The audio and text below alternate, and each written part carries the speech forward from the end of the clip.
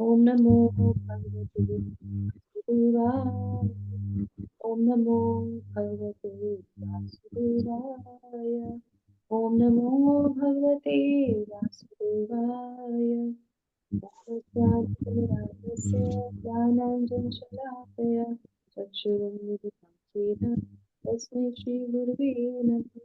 नमः विष्णुपदाय कृष्णपृष्ठाय भूतले श्रीमते स्वामी इति नामिने। नमस्ते सारस्वती गौरवाणी प्रचारिणे निर्विशेषाणि पाश्चात्यदेशतारिणे। जय श्री कृष्ण चैतन्य प्रभु नित्यानंद श्री अद्वैत गदाधर श्रीवासादि गौरभक्तवृंद। हरे कृष्णा कृष्णा कृष्णा हरे हरे हरे राम राम हरे हरे। हरे कृष्ण। तो अभी हम लोग सभी भक्तों का बहुत बहुत स्वागत है। हरे कृष्णा।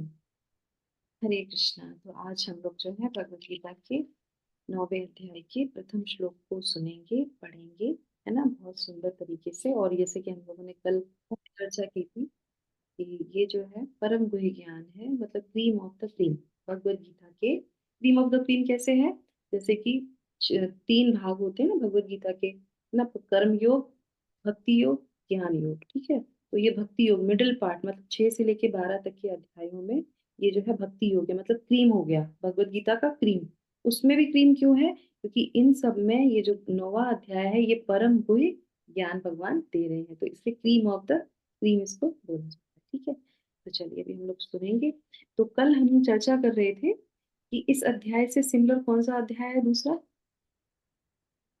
हम्म, कौन सा? माता जी सारवा।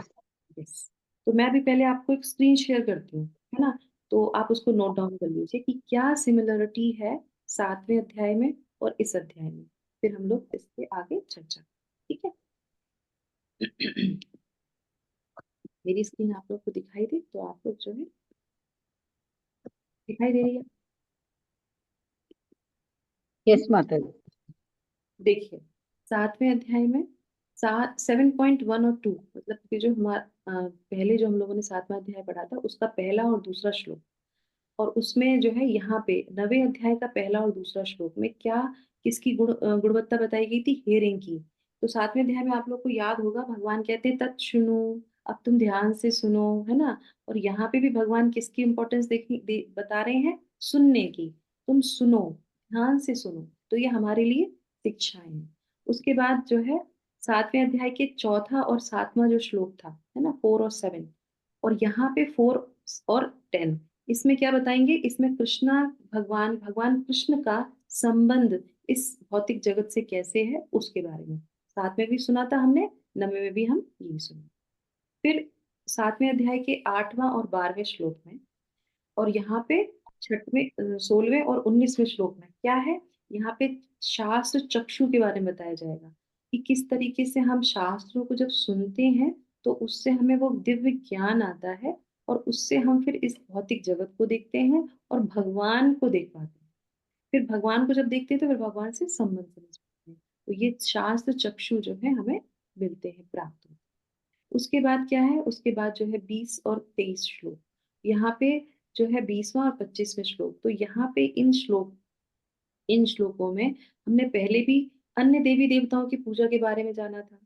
यहाँ पे भी जो है अन्य देवी देवताओं की पूजा से बढ़कर भगवान की पूजा है, कैसे वो उनसे उत्तम है, मतलब कैसे शुद्ध भक्ति, केवल भक्ति जो है मुख्य है, तो उसके बारे में भी बताया गया। तो ये सिमिलर हो गया, है ना। और इसी तरीके से 24-25 श्लोक में, और यहाँ पे 11वें और 12वें श्लोक में जो है इन पर्सनलिज्म के बारे में बताया जाता है कि भगवान जो है, जो लोग भगवान को नहीं मानते हैं कि भगवान को कोई साकार रूप नहीं है ना, तो उसके बारे में भी विवरण दिया है। ठीक है, अब आप हिंदी में चाहो तो हिंदी में भी इसको देख सकते हैं, तो मैंने इंग्लिश में लिखा था, हिंदी में भी।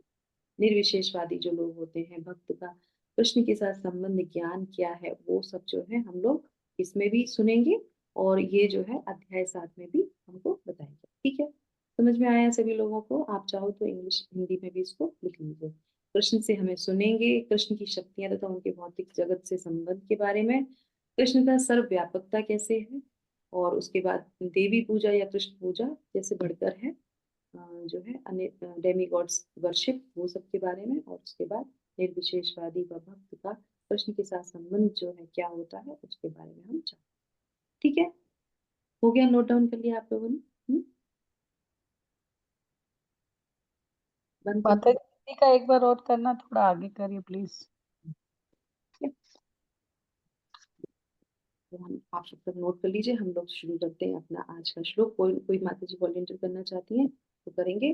अध्याय 9। अध्याय 9 का टाइटल है परम गुह्य ज्ञान। श्लोक है, भगवान यहाँ पे बोलना प्रारंभ करते हैं इस अध्याय से। हो गया माता जी? स्क्रीन बंद कर दो। यस माता जी, कर दीजिए। परम गुह्य ज्ञान, ठीक है। श्री भगवान उवाच, जो भी माता जी वॉलेंटियर करना चाहती है मेरे पीछे बताइएगा। श्री भगवान उवाच, इदं तु ते गुह्यतमम् इदं तु ते गुह्यतमम् प्रवक्ष्यामनसूयवे। प्रवक्ष्यामि अनसूयवे। ज्ञानं विज्ञानसहितं ज्ञानं विज्ञानं सहितं यज्ञात्वा मोक्षसे अशुभात्। यज्ञात्वा मोक्ष्यसे अश्रुभात्। तो यहाँ पे भगवान बोल रहे हैं, श्री भगवान ने कहा, हे अर्जुन, क्योंकि तुम मुझसे कभी ईर्ष्या नहीं करते, इसीलिए मैं तुम्हें यह परम गुह्य ज्ञान तथा अनुभूति बतलाऊंगा, जिसे जानकर तुम संसार के सारे क्लेशों से मुक्त हो जाओ। तो ये जो ज्ञान था भगवान ने पहले भी दिया था, है ना, और तब भी यही बात बोली थी कि मैं तुम्हें ये जो ज्ञान बता रहा हूँ इसके बाद तुम्हें कुछ जानने के लिए नहीं रह जाएगा। अब दोनों में अंतर क्या हो गया? अब यहाँ पे भगवान जो बोल रहे हैं वो क्या कह रहे हैं कि मैं जो तुम्हें ये ज्ञान दूंगा, बतलाऊंगा, अनुभूति बतलाऊंगा, जिससे जानकर तुम संसार के सारे क्लेशों से मुक्त हो जाओगे। तो पहले जानने के लिए कुछ नहीं रह जाएगा, अब जो ज्ञान मिलेगा ये ज्ञान क्या करेगा? ये आपको भौतिक क्लेशों से बाहर ले जाएगा। तो क्या है ये अशुभ, जो अशुभ चीजें होती उससे बाहर निकालेगा। अशुभ क्या है? ये भौतिक जगत जो है हमारे लिए, उससे हमें भगवान बाहर निकालेंगे। तो हम पहले पढ़ लेते हैं तात्पर्य। तात्पर्य में ही बहुत सारे पॉइंट हैं, हम उसको हाईलाइट करेंगे और समझेंगे, ठीक है। तो एक एक करके माता जी जो है वॉलंटियर कर सकते हैं, 2 माता जी 3 माता जी मिलकर। यस माता जी, पढ़ लीजिए तात्पर्य। मैं पढ़ूं माता जी? पढ़ लीजिए माता जी, यस। तात्पर्य, श्री भगवान ने कहा, हे अर्जुन, चूंकि तुम मुझसे कभी ईर्ष्या नहीं करते, इसलिए मैं तुम्हें ये परम हुआ ज्ञान तथा अनुभूति बतलाऊंगा, जिसे जानकर तुम संसार के सारे कलेशों से मुक्त हो जाओगे। तात्पर्य, श्रीला जगतगुरु प्रभुपाद की जय। जो जो भक्त भगवान के विषयों में अधिकाधिक सुनता है, जो जो वह आत्म प्रकाशित होता जाता है। यह श्रवण विधि श्रीमद् भागवत में इस प्रकार अनुमोदित है। भगवान के संदेश शक्तियों से पूर्ति होते हैं, जिनकी अनुभूति तभी होती है जब भक्त जन भगवान संबंधी कथाओं की परस्पर चर्चा करते हैं, और इसे मनोधर्मियों या विद्यालीन विद्वानों के सानिध्य से नहीं प्राप्त किया जा सकता, क्योंकि वे अनुभूत ज्ञान विज्ञान है। भक्तगण परमेश्वर की सेवा में निरंतर लगे रहते हैं। भगवान उस जीव विशेष को मानसिकता तथा निष्ठा से अवगत रहते हैं, जो कृष्ण भावना भावित होता है, और उसे ही ये भक्तों का सानिध्य प्राप्त होता है। माता जी कृष्ण इसमें लिखा है सानिध्य से। कृष्ण विद्या को समझने की बुद्धि प्रदान करते हैं। कृष्ण की चर्चा अत्यंत शक्तिशाली है, और यदि सौभाग्यवश किसी को ऐसी संगति प्राप्त हो जाए तो वह इस ज्ञान को आत्मसात करे, तो वह आत्म साक्षात्कार की दिशा में अवश्य प्रगति करेगा। कृष्ण अर्जुन के अपनी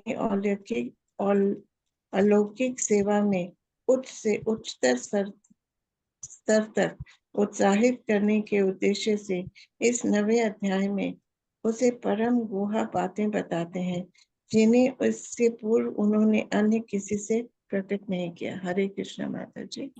हरे कृष्ण माता जी, मैं पढ़ूं? हरे कृष्ण माता जी। पढ़िए। भगवत गीता का प्रथम अध्याय शेष ग्रंथ की भूमिका जैसा है। द्वितीय तथा तृतीय अध्याय में जिस आध्यात्मिक ज्ञान का वर्णन हुआ है वह गुहा कहा जा गया है। सातवें तथा आठवें अध्याय में जिन विषयों की विवेचना हुई है वह भक्ति से संबंधित है और कृष्णा भावनामृत पर प्रकाश डालने के कारण गुहातर कहे गए हैं। किंतु नवे अध्याय में तो अन्य शुद्ध भक्ति का ही वर्णन हुआ है। फलस्वरूप यह परम गुहा कहा गया है। जिसे कृष्ण का यह परम गुहा ज्ञान प्राप्त है वह दिव्य पुरुष है, अतः इस संसार में रहते हुए भी उसे भौतिक क्लेश नहीं सताते। भक्ति रस अमृत सिंधु में कहा गया है कि जिसमें भगवान की प्रेमा भक्ति करने की उत्कृष्ट इच्छा होती है वह भले ही इस जगत में बद्ध अवस्था में रहता हो, किंतु उसे मुक्ति मानना चाहिए। इसी प्रकार भगवत गीता के 10वें अध्याय में हम देखेंगे कि जो भी इस प्रकार लगा रहता है वह मुक्त पुरुष है। इस प्रथम श्लोक का विशिष्ट विशिष्ट माता जी महत्व यहाँ से दूसरी माता जी पढ़ लेंगी। है। हरे कृष्ण माता जी। इस प्रथम श्लोक में विशिष्ट महत्व है कि इदम ज्ञानम, ये ज्ञान शब्द शुद्धि भक्ति का घोतक है, जो 9 प्रकार की होती है: श्रवण, कीर्तन, स्मरण, पाद सेवन, अर्चन, वंदनम, दास्य, साख्य तथा आत्मसमर्पण। भक्ति के इन 9 तत्वों का अभ्यास करने से मनुष्य आध्यात्मिक चेतना अथवा कृष्ण भावना अमृत तक उठ पाता है। इस प्रकार जब मनुष्य का हित भौतिक कर्मश से शुद्ध हो जाता है तो वह कृष्ण विद्या को समझ सकता है। केवल ये जान लेना कि जीव भौतिक नहीं है प्राप्त नहीं होता। यह तो आत्मभूति का शुभारंभ हो सकता है, किंतु इस मनुष्य को शरीर के कार्यों तथा उस भक्त के आध्यात्मिक कार्यों के अंतर को समझना होगा, जो यह जानता है कि ये शरीर नहीं है। 7वें अध्याय में भगवान की ईश्वर में शक्ति, उनकी विभिन्न शक्तियों, परा तथा अपरा तथा इस भौतिक जगत का वर्णन किया जा चुका है। तब 9वें अध्याय में भगवान की महिमा का वर्णन किया जाएगा। इस श्लोक के अनसुवे शब्द भी अत्यंत महत्वपूर्ण है। सामान्यतः बड़े से बड़े विद्वान भाष्यकार भी भगवान श्री कृष्ण से ईर्ष्या करते हैं। यहाँ तक कि बहुश्रुत विद्वान भी श्री भगवत गीता के विषय में अशुद्ध व्याख्याएं करते हैं। क्योंकि वे श्री कृष्ण के प्रति ईर्ष्या रखते हैं, अतः उनकी टिक्कियां व्यर्थ होती हैं। केवल श्री कृष्ण भक्तों द्वारा की गई टिक्कियां को प्रमाणिक है। कोई भी ऐसी व्यक्ति जो श्री कृष्ण के प्रति ईर्ष्यालु है, ना तो भगवत गीता की व्याख्या कर सकता है, ना पूर्ण ज्ञान प्रदान कर सकता है। जो व्यक्ति श्री कृष्ण को जाने बिना उनके चरित्र का आलोचन करता है वह मूर्ख है। अतः ऐसी टीकाओं से सावधान रहना चाहिए। जो व्यक्ति ये समझते हैं कि श्री कृष्ण भगवान है और शुद्ध है तथा दिव्य पुरुष हैं, उनके लिए ये अध्याय लाभप्रद होंगे। Hare Krishna. Thank you so much माता जी। हरे कृष्णा। तो बहुत सुंदर तरीके से अभी हम लोग इस पे थोड़ी सी चर्चा करेंगे। मुखम करोति वाचालं परमानंदं माधवं श्री चैतन्येश्वर। हरे कृष्णा। की जय। तो यहाँ पे क्या बता रहे हैं, इसमें कुछ पॉइंट्स हैं जब हम लोगों ने तात्पर्य पढ़ा, और कुछ में कुछ करने की जरूरत ही नहीं, क्योंकि श्रील प्रभुपाद ने पूरी तरीके से व्याख्या दे दी कि शुरू से लेके 2 से लेके चैप्टर से लेके अभी तक क्या गुह्य है, क्या गुह्यतम है, गुह्यतर है और क्या गुह्यतम है। तो इस तरीके से, ठीक है। तो अभी हम लोग एक एक पॉइंट को इसमें से देखेंगे। तो सबसे पहला पॉइंट हमारा इसमें आता है जो जो भक्त भगवान के विषयों में अधिकाधिक सुनता है त्यों तो वह आत्म प्रकाशित होता जाता है। तो क्या है, किसकी महत्ता बताई गई है? सुनने की, है ना? जैसे हम लोगों ने बताया था, तो ये 3 तक के श्लोकों में सुनने की महिमा बताई जाएगी। तो श्रीमद् भागवतम में 3 तरह के श्रवणकर्ता बताए जाते हैं, 4 तरीके के। कौन कौन से हैं? 4 अच्छे भी हैं, 4 बुरे भी हैं। तो कौन कौन से हैं 4 जो बहुत अच्छे होते हैं? जो कौन सी कैटेगरी है, तो उस पे हम बता देते हैं। तो देखिए, एक क्या होता है, थोड़ा फनी भी है। एक ऊंट होता है ना, ऊंट की तरह। एक होता है बैल की तरह। एक ऊंट की तरह होता है, एक बैल की तरह होता है, और एक होता है आपका भेड़िए की तरह। और एक ऊंट हो गया, एक बैल हो गया, एक भेड़िया हो गया, और कौन सा है, एक हो गया आपका, में लिखा है कहीं, हाँ, कौवा हो गया। ये 4 तरीके के लोग होते हैं जो अपनी तरीके से सुनते हैं। अब इसमें क्या डिफरेंस है? देखिए, जो ऊंट है वो क्या करता है? ऊंट क्या करता है, आपने देखा होगा, ऊंट जो रेगिस्तान में रहता है, तो वो क्या है ना, कैक्टस को भी खा लेता है। कैक्टस को खाता है तो उससे खून निकलता है, उसके मुंह में से खून निकलता है। मुंह खून का जो खट्टा खट्टा स्वाद होता है, तो सोचता है ये कैक्टस बहुत टेस्टी है, और वो अपने ही स्वाद को क्या करता है, इंजॉय करता रहता है। तो वो कैक्टस का स्वाद नहीं है, वो क्या कर रहा है, वो अपना ही खून को पी रहा है। तो कुछ श्रवणकर्ता क्या होते हैं, ऐसी चीजों को सुनते हैं जो उनके लिए हानिकारक है, और उनको उसमें बहुत इंटरेस्ट आता है। जैसे व्हाट्सएप पे कोई ज्ञान आ गया, है ना, कहीं से भी सुन लिया, और उसके पीछे भाग लिया, और अपना समय क्या कर दिया, बर्बाद। उसके बाद क्या हो गया, उसके बाद बैल हो गया। बैल बैल आपने देखा कितना विशाल जो है जानवर है, और उसको जब उसके गले में रस्सी बंधी रहती है, तो उसको कोई बच्चा भी अगर पकड़ के लेके जाएगा ना, तो वो चला जाएगा। वो अपनी बुद्धि को लगाता ही नहीं है। तो किसी ने भी बोल दिया कि ये जो है बहुत अच्छे महंत है, वहां से सुन लीजिए, इनकी कथा बहुत अच्छी हो रही है तो वहां सुन लीजिए, तो कहीं से भी सुन लिया। तो क्या पता वो व्यक्ति भगवान से ईर्ष्या करता है, नहीं करता है, उसने सही व्याख्या करी है कि नहीं करी है, बिना जाने समझे उसके पीछे चले जाते हैं। अपना पूरा का पूरा जो है जीवन ही उसमें दे देते हैं, बिना जाने परखे। तो ये हो गए बैल की तरह सुनना। उसके बाद कौन है, कौवा, पक्षी। कौवा क्या करता है, आप बताइए, कौवा क्या करता है? अच्छी जगह पे जाके बैठता है, अच्छी चीजों को खाता है। हम्म? नहीं माँ। नहीं। तो वो हमेशा, आपने देखा कोई जानवर मर जाता है, कोई पक्षी कुछ मर जाता है, तो वो कौवा ही वहां पे मंडराता है। कभी कोयल को मंडराते हुए नहीं देखा होगा, तोते को मंडराते हुए नहीं देखा होगा आपने, मोर को मंडराते हुए नहीं देखा होगा। कौवा गंदी जगह पे ही जाएगा और उसको खाएगा। तो कुछ लोग ऐसे होते हैं जिनको गलत चीजें ही अच्छी लगती हैं सुनना। उनको आप कितना भी कह दीजिए अच्छी चीजें सुन लीजिए, श्रवण कर लीजिए, कुछ आध्यात्मिक सुन लीजिए, भगवत गीता सुन लीजिए, नहीं, वो नहीं सुनेंगे।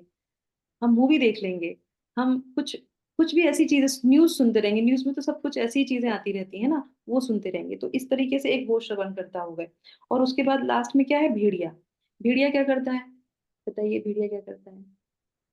चिल्लाता है, जोर जोर से चीखता है। तो कुछ श्रवणकर्ता कैसे होते हैं, जैसे मान लीजिए उनको ज्ञान भी है ना, ज्ञान है, ज्ञान बहुत है, ज्ञान। अब सामने वाले ने कुछ ज्ञान दिया, तो वो बीच में अपना ज्ञान देने लगेगा, वो बीच में बोलने लगेगा, सामने वाले को बोलने के बीच में ही वो अपने आप को स्थापित करने लगता है। तो कुछ ऐसे भी होते हैं, तो वो सुनते कम है, बोलते ज्यादा है। तो ये हो गया। और श्रीमद् भागवतम में 4 लोगों की और बातें बताई गई हैं कि हमको इन चारों को ये देखना चाहिए, हम ऐसे तो नहीं हैं। हमको इन चारों में से एक में जो है धीरे धीरे अपने आप को प्रगति करनी चाहिए। तब भगवान कहते हैं कि जब तुम सुनोगे ध्यान से, तब तुमको वो ज्ञान आएगा, और वो फिर विज्ञान आएगा। तो 4 कौन कौन से हैं? नंबर 1 मछली, नंबर 2 तोता, नंबर 3 हंस, और नंबर 4 पक्षी। तो अब बताइए, तो मछली क्या करती है? मछली को पता होता है अपना गंतव्य, है ना। हमेशा मछली को आप देखेंगे, जहां से पानी आ रहा है, जो स्रोत से पानी आ रहा है, पर उसका गंतव्य दूसरी तरफ है, तो वो नहर के बीच दूसरी तरफ से जाती है और अपने गंतव्य को हासिल कर लेती है। तो इसका मतलब क्या है, कितना भी कठिनाइयां हो, कुछ भी परेशानियां हो, पर हम वो ही चीज लेंगे जो हमारे लिए अच्छी, है ना। तो वो अपने गंतव्य को हासिल कर लेती, कठिनाइयों से करती है, पर वो उसी को करती है, मतलब एक मार्ग को चुनती है और चली जाती है। तो इस तरीके से अच्छे ऑथेंटिक जो है श्रवणकर्ता से जो है हम वो सुनते हैं और अपने गंतव्य को प्राप्त कर लेते हैं। तभी प्राप्त कर पाएंगे जब एक को सुनेंगे। उसके बाद क्या है, तोता। तोता क्या करता है, देखिए, शास्त्र में बताया गया है कि हम जब सुनते हैं, तोता क्या करता है, कहते हैं तुम तो तोते की तरह मतलब रिपीट करते हो, तो ये अच्छा है। तो पहला क्या हो गया कि हमको एक मार्ग चुनना है, कठिनाइयां हो तो भी हमें अपने गंतव्य पे जाना है। दूसरों को लगेगा कि ये गलत है, तुम लोग क्यों ऐसा, जैसे ब्रह्मचारी लोग होते हैं कि देख तुमने अभी से ही जपा करना शुरू कर दिया, कोई कुछ भी बोले, हमें पता है ये मार्ग सही है, हम उसको लेंगे। दूसरा क्या हो गया, जो हम सुनते हैं सेम हमको वही रिपीट करना चाहिए, उसमें अपनी मिक्स नहीं करना चाहिए। तो क्या, जो हमने अपने सीनियर से सुना वो हमने रिपीट कर दिया, ऐसे तोते की तरह हमने उसको बता दिया। जो शिला प्रभुपाद ने बोला, जो गुरु महाराज ने बोला, हम उन्हीं के शब्दों को दोहरा देंगे। तो ये हो गया तोते की तरह उसको रिपीट करना। राम बोलो राम बोले, कृष्ण बोलो कृष्ण बोलेंगे, दैट्स ऑल, बस। ये हो गया तोता। उसके बाद क्या है, हंस। अब ये तीसरी कैटेगरी आ जाती है, जब ये और जब ज्ञान आता है, जो है रियलाइजेशन आता है, तो उसमें क्या होता है कि किसी ने कुछ बोला, समझा, और कभी कभी क्या होता है कुछ गलत भी कोई बोल देता है, कुछ भी कर देता है, वो उससे कोई उनको फर्क नहीं पड़ता। वो क्या करते हैं, उनको पता है हमें अपनी भक्ति करनी है, कोई कुछ भी बोले, थोड़ा स्टेज ऊपर हो गई ना, तो कठिनाइयां भी आएंगी, कुछ भी आएगा, कोई कुछ नहीं बोला, तो हंस की तरीके से वो सार को ले लेता है, बाकी चीजों को छोड़ देता है। अब जैसे मान लीजिए, मैं हमेशा क्लास जब हम लोग करते हैं तो कोई ना कोई कहानी लेते हैं, कोई कोई स्टोरी बता देते हैं। स्टोरी क्या है, स्टोरी सार नहीं है। स्टोरी से हमें क्या फल मिलता है और वो कैसे इस श्लोक से कनेक्टेड है, हमको वो लेना है। करेक्ट।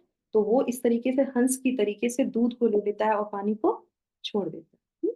उसके बाद क्या है, कि मतलब अब स्टोरी में इंटरेस्ट नहीं है, जो सार भगवत गीता में दिया जा रहा है उसको ग्रहण करें। उसके बाद क्या होता है, फिर आ जाता है चातक पक्षी। चातक पक्षी क्या करता है, आप बताइए, क्या करता है चातक पक्षी?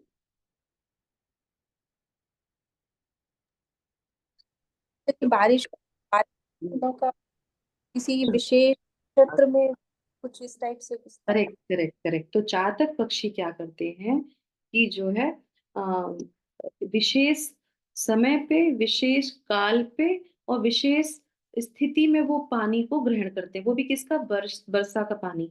तो वो ऊपर मुंह करके और डायरेक्ट अपने मुंह में वो जो है जल को ग्रहण करता है। वो जल अगर नीचे गिर गया, कहीं गिर गया, बारिश का ही पानी है, पर वो उसको ग्रहण नहीं करेगा। तो ये कौन है, ये सीधे अपनी परंपरा से सुनना, सीधे अपने गुरु से सुनना, भगवान से सुनना, और कहीं पे कुछ भी दिमाग नहीं लगाना।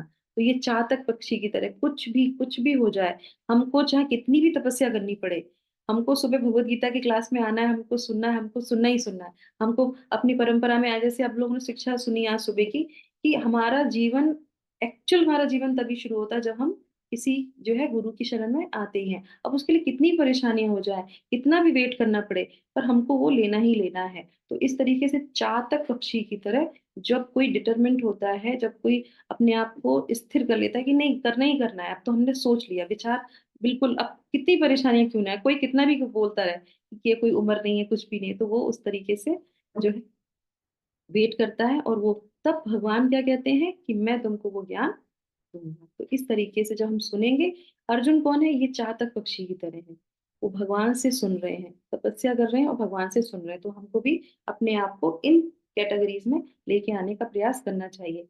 जब हम ऐसे सुनेंगे तब जाके क्या होगा, तब भगवान यहाँ पे बोलते हैं कि अनुभूति तभी होती है, जब हम सुनते हैं तो अनुभूति तभी होती है। अच्छा, एक चीज और है यहाँ पे, जैसे गुह्य ज्ञान है, गुहितर ज्ञान है और गुहितम ज्ञान है, इनमें क्या अंतर है? गुह्य ज्ञान भगवत गीता में जो हम लोगों ने द्वितीय श्लोक में, सॉरी द्वितीय अध्याय से सुना था, तो वो क्या था, दूसरे से लेके तीसरे चौथे अध्याय में सुना था, उसमें किसका ज्ञान दिया गया था, कौन बताएगा? हम्म? शरीर का, हम शरीर नहीं आत्मा है। शरीर नहीं है, आत्मा है, वेरी नाइस। तो ये जो ज्ञान है ये गुह्य ज्ञान है, सही है। तो ये जो ज्ञान है वो गुह्य ज्ञान है, पर इस ज्ञान के, सिर्फ इसी ज्ञान से, जो गुह्य ज्ञान है, इस ज्ञान से क्या मिलेगा, इस ज्ञान से हमें मुक्ति मिल सकती है। करेक्ट, हम शरीर नहीं है, हम आत्मा है, हमें से मुक्ति मिल जाती है। जैसे कि जो ब्रह्मवादी होते हैं या जो और जो फिलोसफी, उनको भी ये ज्ञान होता है कि हम शरीर नहीं है, हम आत्मा है, और उससे हमें मुक्ति मिल जाती है। उसके बाद आता है हमारा जो है गुह्यतर ज्ञान। तो गुह्यतर ज्ञान में क्या है, गुह्यतर ज्ञान जो भी हम लोगों ने सुना था 7वें और 8वें अध्याय में, उसमें क्या बताया था, उसमें क्या बताया था? अंतर को समझना है माता जी, कि शरीर नहीं है, आत्मा है, लेकिन ये जो आत्मा है इसका आध्यात्मिक जो शरीर और आत्मा के अंतर को जो समझते हैं वो गुह्यतर ज्ञान। गुह्य में ज्ञान में शरीर और आत्मा के अंतर के बारे में बताया जाता है।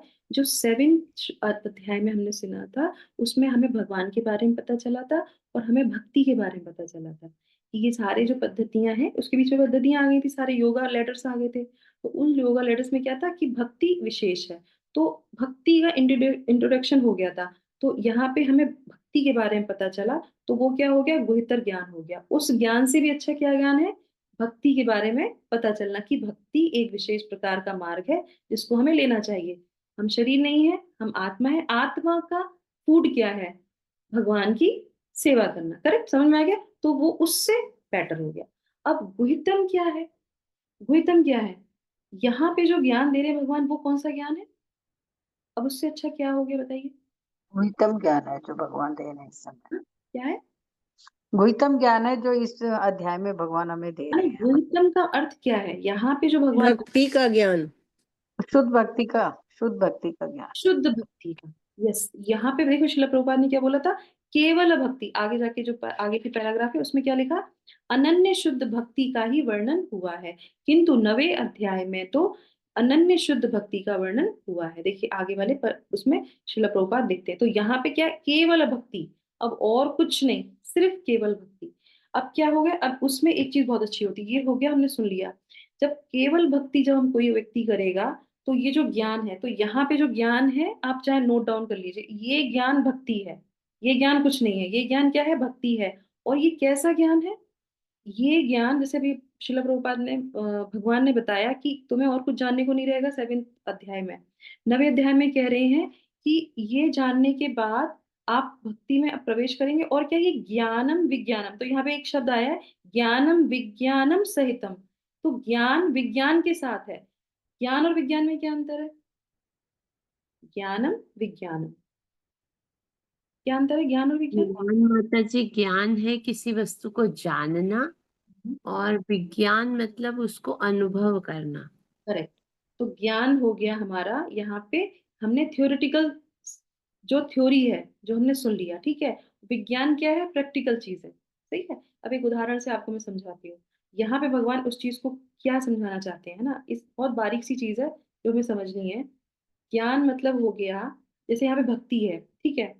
तो हमें बता दिया, जैसे कि मान लीजिए एक बच्चा है, उसको हमने बोला कि आग से जलते हैं, ये क्या हो गया, ज्ञान हो गया ना। हमने आपको बताया या बच्चे को हमने बताया आग से जलते हैं, ठीक है। अब उसमें जाके बच्चे ने क्या किया, आग को टच किया, टच किया और उसका हाथ जल गया। अब उसको क्या हो गया, अनुभव हो गया, हो गया अनुभव। अब उसको बोलेंगे बेटा आग को टच करो, नहीं नहीं, आग को टच नहीं करेंगे, क्यों, आग से जलते ही हैं।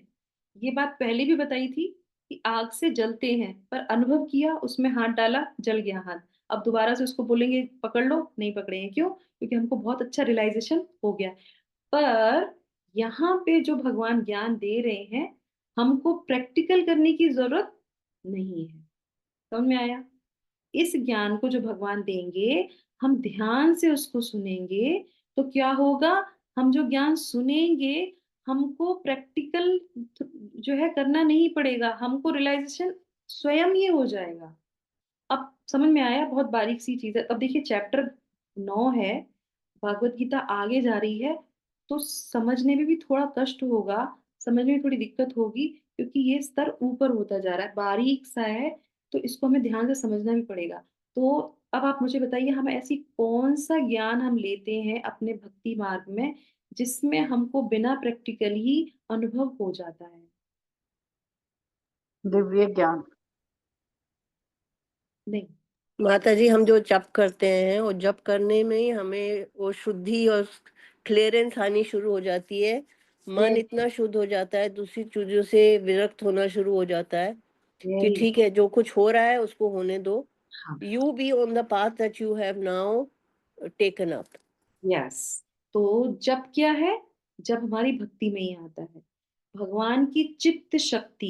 तो भगवान की जब तक चित्त शक्ति से हम जुड़ेंगे नहीं, हमको क्या है, ज्ञान नहीं आएगा। समझ में आया। तो भगवान की चित्त शक्ति क्या है, भगवान के नाम, क्योंकि भगवान के नाम में भगवान की शक्ति रहती है। जब हम सुबह भगवान का नाम लेते हैं तो हमें किसी प्रैक्टिकल करने की जरूरत नहीं होती, और क्या होता है, ऑटोमेटिकली सारे रियलाइजेशन होने लगते हैं कि नहीं होने लगते हैं, क्योंकि नाम में शक्ति है। तो ये क्या हुआ, ये ऐसा ज्ञान भगवान देते हैं, भगवान ने दिया ऑलरेडी।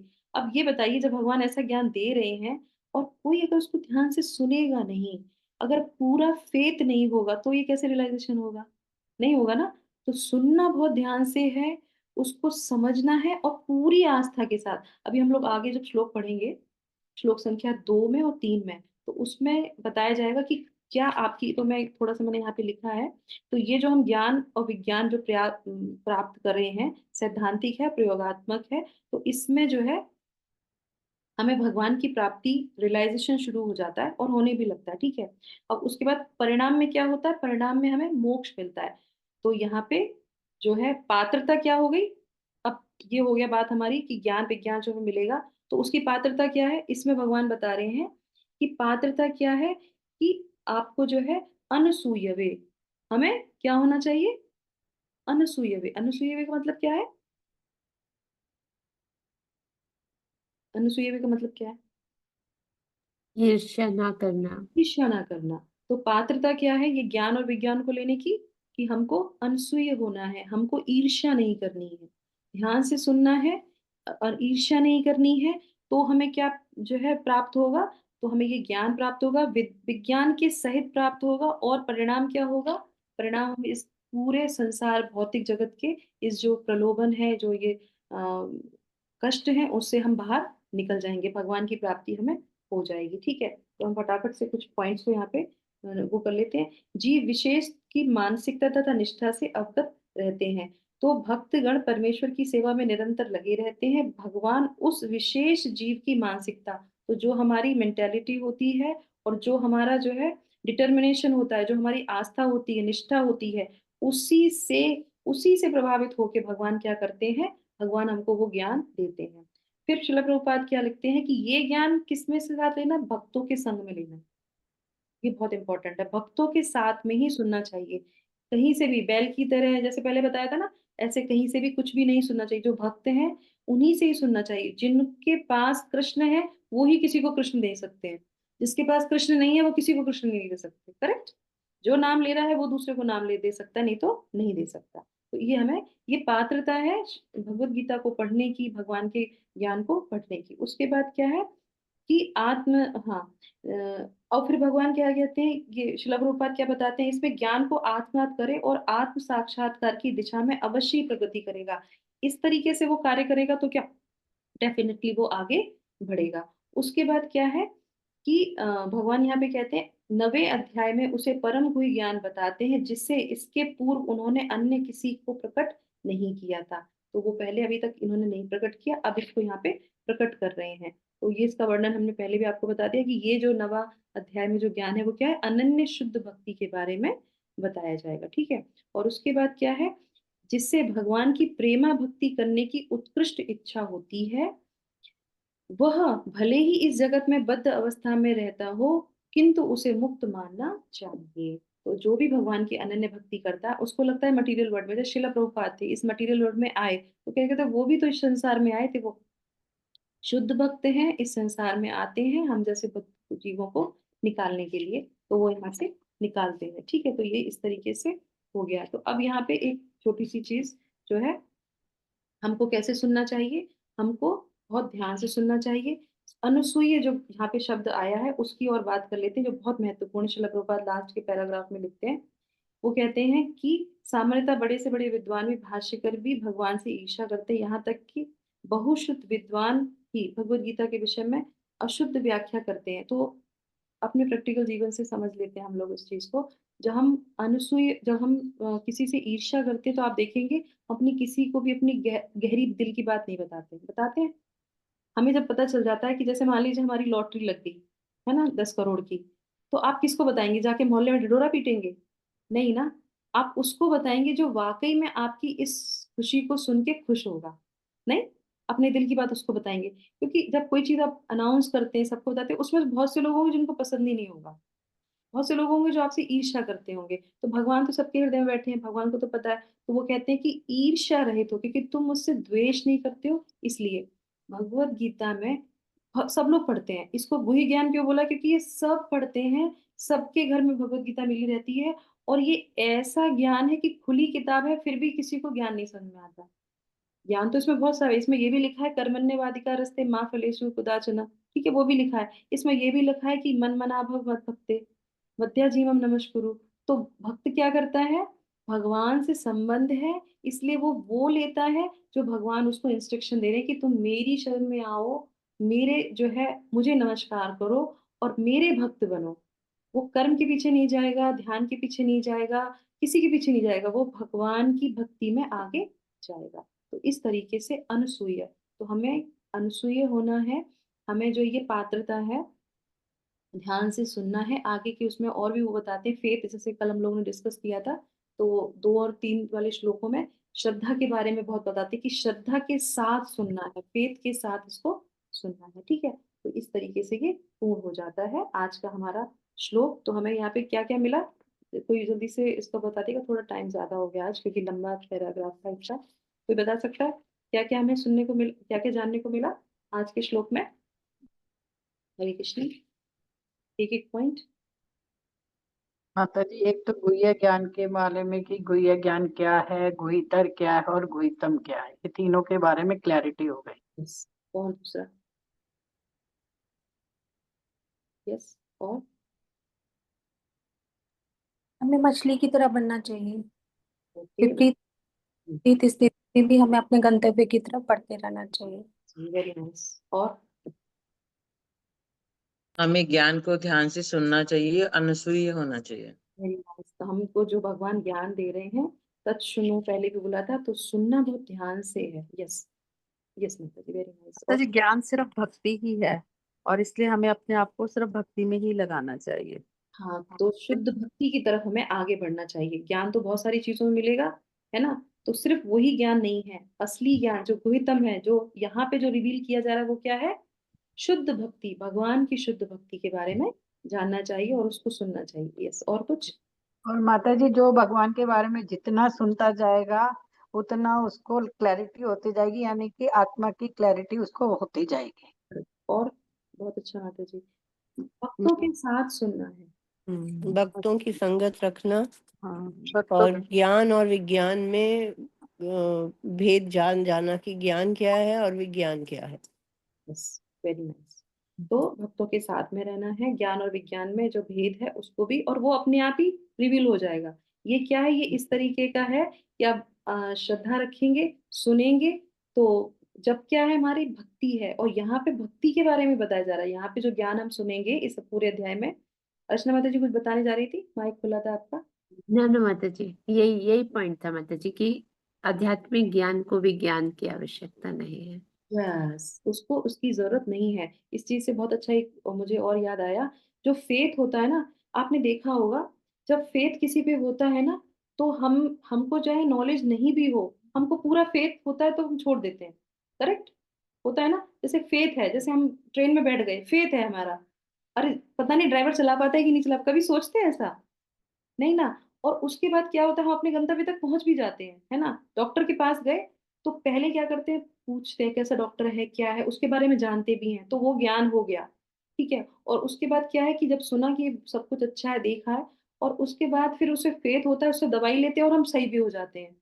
तो यहाँ पे जो इस अध्याय में बताएंगे भगवान, तो ये ज्ञान बताएंगे, मतलब आपको उन्होंने बोला कि मैं जो तुम्हें मेडिसिन दूंगा तुम ठीक हो जाओगे उससे, तो वो उससे हम जो सुनेंगे उनसे, तो भले ही उससे पहले हमें कुछ नहीं पता था, हमारे जो विकार हैं, तो हमने फेथ के साथ उनको ग्रहण कर लिया, फिर भी भगवान कहते हैं कि नहीं, तुम्हें उसके साथ साथ जो और चीजें हैं वो भी तुम्हें पता होनी चाहिए। समझ में? ब्लाइंड जो ट्रस्ट है ना, हम लोग करते हैं बहुत सी, जैसे मटेरियल चीजों में ऐसे ही होता है कि हमें फेथ होता है तो हम ज्यादा जानकारी लेने की जरूरत नहीं होती, कर लेते हैं, वो भी अच्छा है, उसके साथ हमें रिजल्ट भी मिल जाता है, पर जरूरी नहीं है कि रिजल्ट अच्छा ही हो, रिजल्ट कभी कभी खराब भी हो जाता है। करेक्ट। तो भगवान यहाँ पे ये भी बताते हैं कि फेथ के साथ सुनो, और फेथ के साथ क्यों सुन रहे हो, मुझे क्यों सुन रहे हो, अचिंत्य भेदा भेद, तो भगवान वो भी बताएंगे आगे चल के। तो ये थोड़ा सा ऊपर नीचे चीजें इसमें चलेंगी, पर हम ध्यान से सुनेंगे, तो इसीलिए पहला क्या है गुणवत्ता, ध्यान से सुनना है। ध्यान से सुनेंगे, श्रद्धा के साथ सुनेंगे तो वो सारा जो ज्ञान है वो विज्ञान के सहित अपने आप ही हमारे हृदय में प्रकट हो जाएगा। जैसे कि माता जी ने बताया, जपा जपा करते हैं तो ऑटोमेटिकली सारी रियलाइजेशन धीरे धीरे होने लगती है। तो फिर हरे कृष्णा महामंत्र के साथ आज के हम इस सत्र को And lastly, Mataji, the last line he says that शुद्ध तथा श्री कृष्ण भगवान ही शुद्ध और दिव्य पुरुष है, तो इसका लाभ उठाएं आप. Don't be in doubt with the other deities that you have. Be very careful that you are with the Supreme Lord, and that's the ultimate. इसके ये सेक्शन हमारा आगे, क्योंकि प्रभुपाद ने इस पूरे अध्याय का शुरुआत में एक सार रूप में दे दिया। तो अभी इस अदर जो हम लोगों को सुनते हैं या उनकी वर्शिप करते हैं तो उसके बारे में भी हम धीरे धीरे अलग अलग सेक्शंस में हम उसके बारे में जानेंगे। हरे कृष्णा कृष्णा कृष्णा हरे हरे, हरे रामा राम राम हरे हरे। जगत गुरु श्रील प्रभुपाद की जय। भगवत वाणी भगवत गीता जी। हरिओम तत्सत। हरे कृष्णा। आप सभी लोग का दिन शुभ हो, मंगल में हो।